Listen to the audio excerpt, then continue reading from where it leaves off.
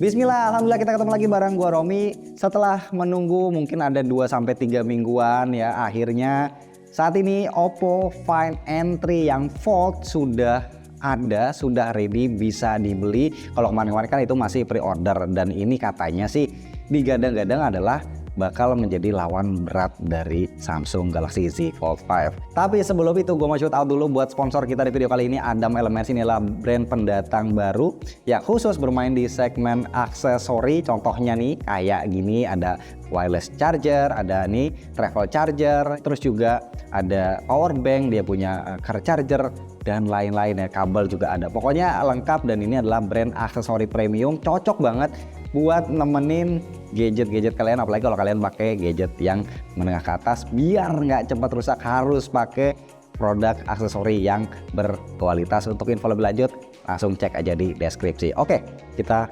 lanjut lagi bahas handphonenya.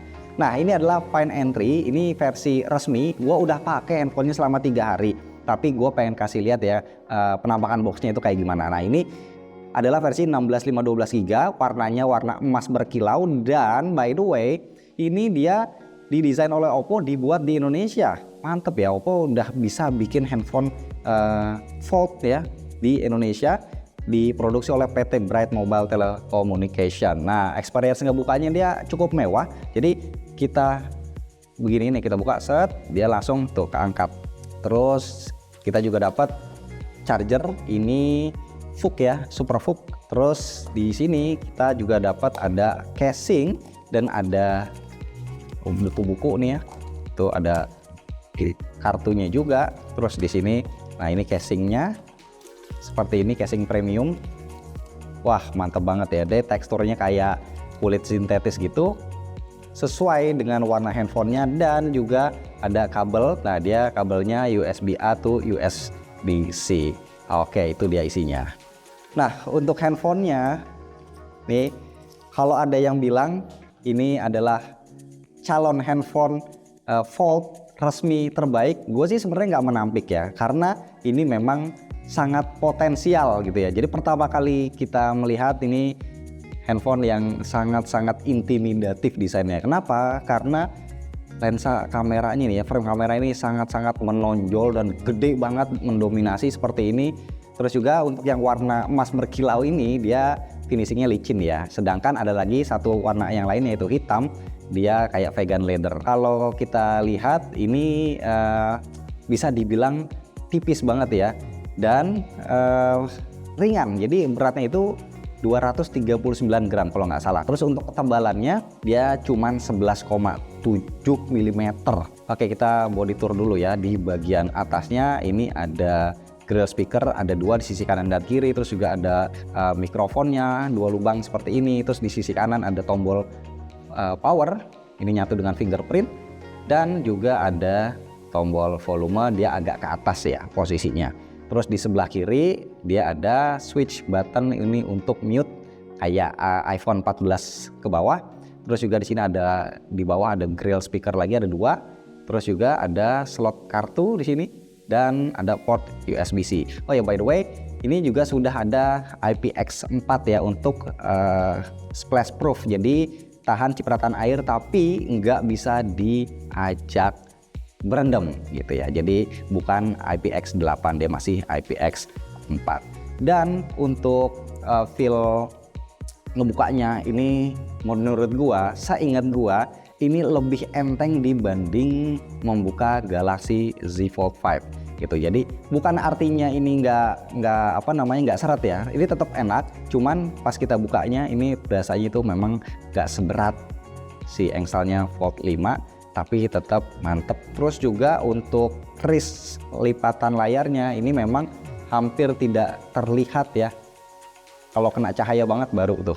Nah, ini baru kelihatan. Tapi kalau dipakai seperti ini, nah ini seamless, jadi hampir nggak terlihat. Dan juga enaknya untuk lapisan layar dalamnya dia sudah kayak anti glare gitu ya. Jadi nggak akan terlalu memantul ketika kita pakai di outdoor ataupun kena cahaya. Dan juga untuk kamera dalam dia punch hole ya modelnya. Jadi bukan in display kamera, tapi dia masih pakai punch hole, adanya di pojok kanan atas. Dan ini selama gue pakai 3 hari ini tidak terasa mengganggu ketika dipakai untuk nonton. Dan kamera depannya juga sama ya, dia ada di sini, punch hole juga. Nah untuk kerapatan layarnya ini juga mantep banget, dengan kondisi tertutup kayak gini ya ini bener-bener rapet ya, kayak nggak ada celah yang bisa masuk.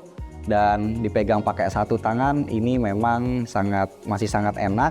Dan yang menjadi keunggulan dari Entry Fold ini adalah sebenarnya rasio layar depannya ya, karena dia menawarkan rasio layar seperti HP kebanyakan pada umumnya, kurang lebih malah mirip kayak iPhone 15 series ya, 15 Pro, 15 Pro Max ya, kurang lebih kayak gini ya.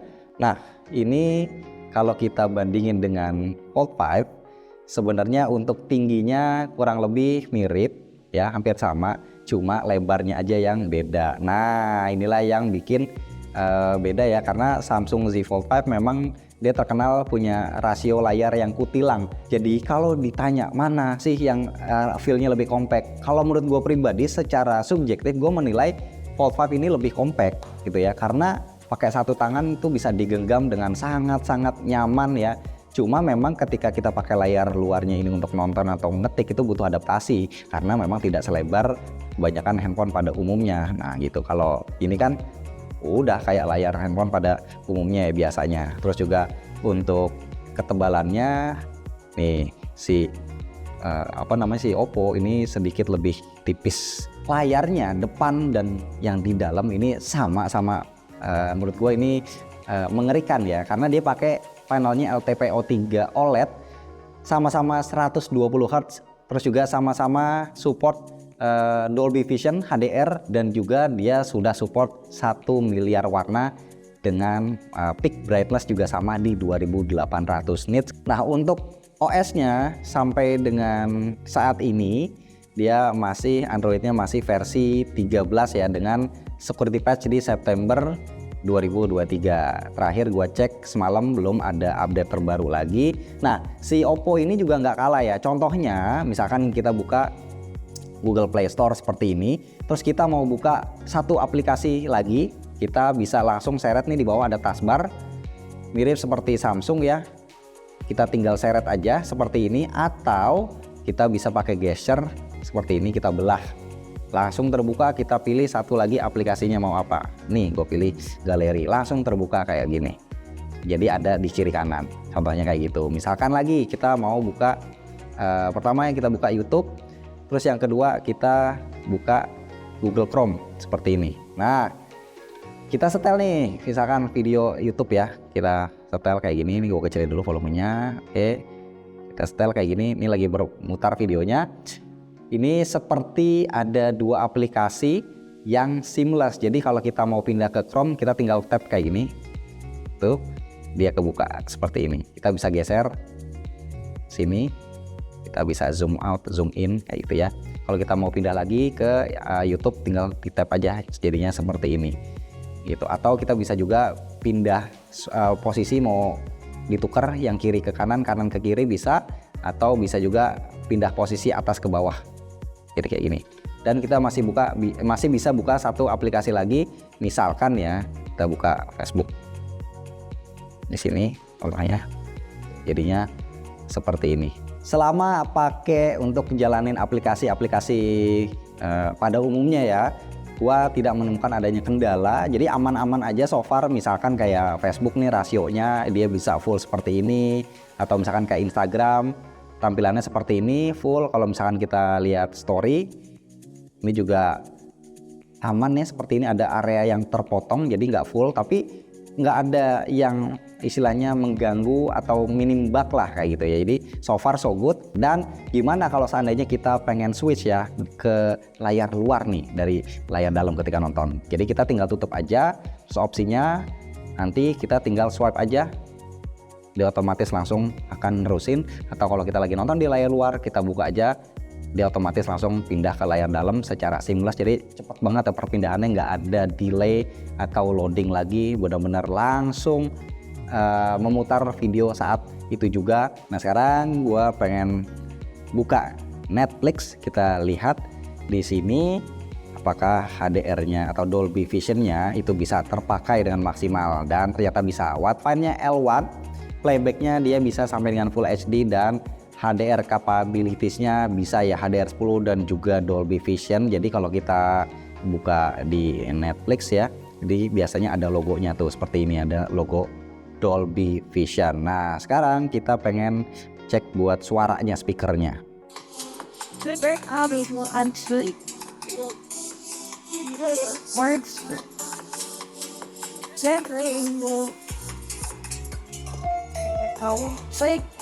Oke, speaker ini sudah tidak bisa diragukan lagi kalau ini adalah salah satu yang the best di antara kebanyakan smartphone flagship. Jadi ini lantangnya dapat, clarity-nya dapat, detailnya juga dapat, dan surround-nya juga dapat. Nah sekarang kita lihat Antutu benchmark-nya ya. Nah di sini kita lihat nih skornya di Antutu versi 10.1.3 dia dapat 1.373.000 poin dengan CPU skornya 300.000 dan GPU skornya di 580-an ribu. Terus kita lihat untuk spesifikasinya ya.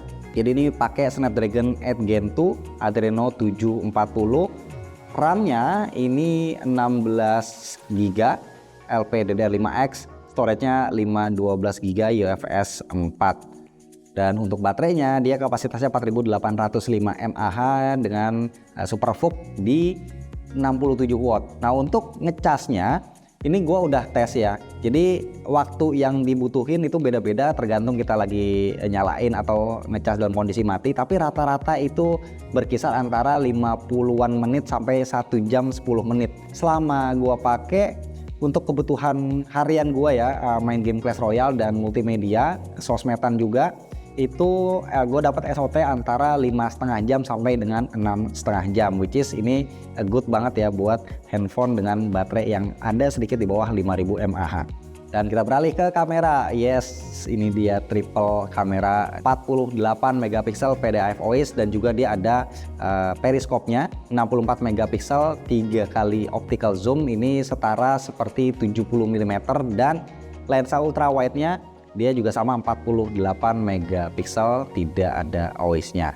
Jadi untuk tampilan utamanya menu-menunya ada di bawah ya, ada Pro, ada video, ada foto, ada portrait, dan more. Nah more ini ada night, ada high res, pano, long exposure, slow mo, dual video, dan lain-lain ya. Terus untuk night-nya seperti ini aja, jadi dia tidak ada mode kayak mau astrofotografi, itu nggak ada di sini. Nah untuk pilihan-pilihan lensanya ada 0,6 kali, ada 1 kali. Nah ini yang menarik ya, jadi kita bisa pilih by default ini ya focal length-nya nih sama kayak di iPhone 15 Pro series. Jadi mau 1 kali, 1,1 kali, atau 1,4 kali.